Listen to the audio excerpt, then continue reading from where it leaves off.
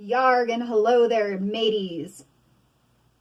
It's me, pirate wench Isabella, and I want to tell you about my friend Jeremy Jacobs and how he became a pirate.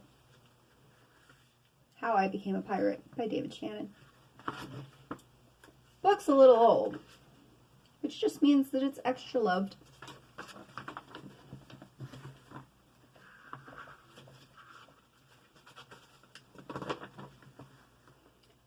Pirates have green teeth when they have any teeth at all.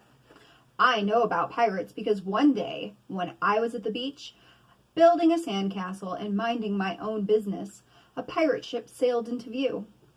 I knew what it was because its flag had skull and crossbones on it, and because I could hear the pirates singing, "Hey ho, blow the man down." They were a little off key. Pirates usually are.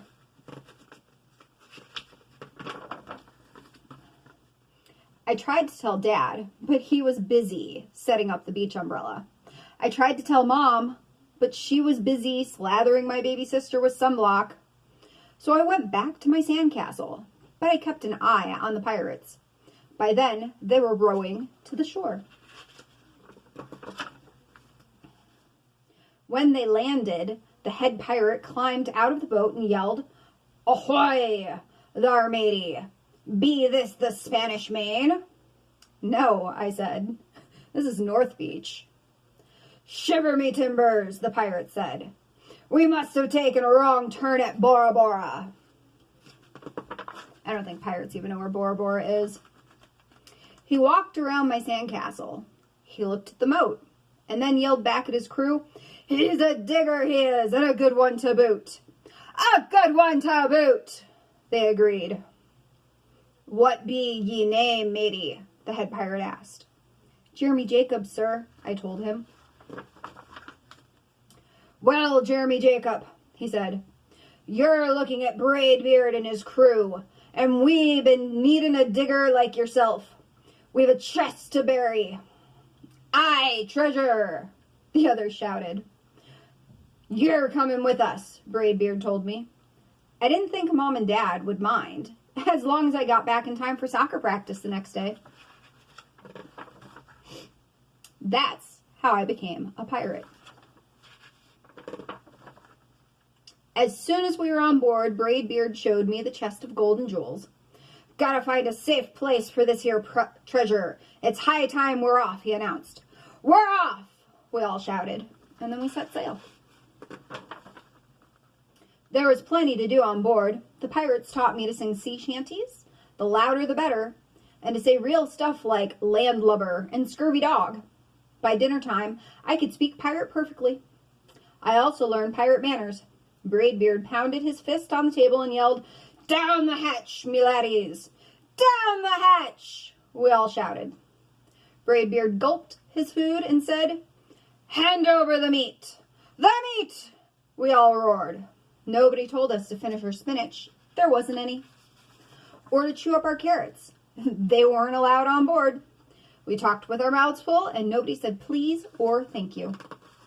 Sounds like some of the guys I know. After dinner, I tried to teach the pirates to play soccer. Braidbeard kicked the ball and yelled, "Arg, soccer!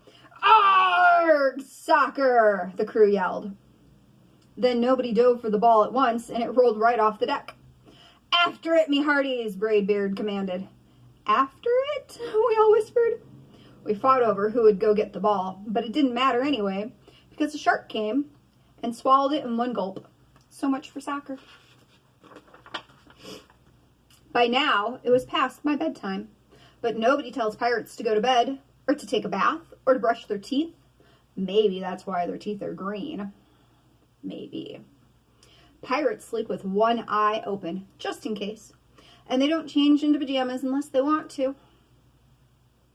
Pirates don't do anything they don't want to, except for maybe swabbing the decks. I wanted to be a pirate forever. But then I found out what else they don't do.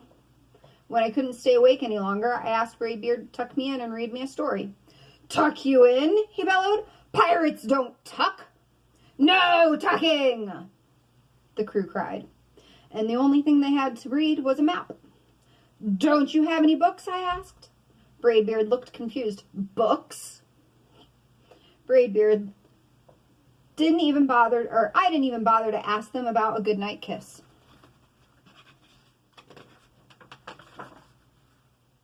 It wasn't easy to fall asleep without a story, but I was finally dozing off when a storm broke. Thunder boomed and lightning flashed, and I tried to hide under the covers as waves slammed against the ship, but I kept falling out of my hammock. And I couldn't find anyone in the cabin. They're all on deck. Lower the sails, Braidbeard shouted. Batten down the hatches.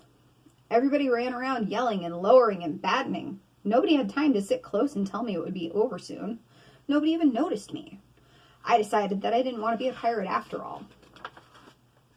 Just then, flash, crash, crack. Lightning hit the mast and split it right down the middle. What do we do now? Yelled one of the pirates. We'll have to turn back, called another.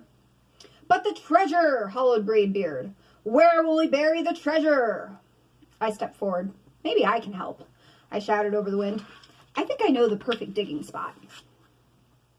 When the storm was over and we rowed back to shore and buried the chest, I drew a map so they could find their treasure again. But I don't think I'll need it.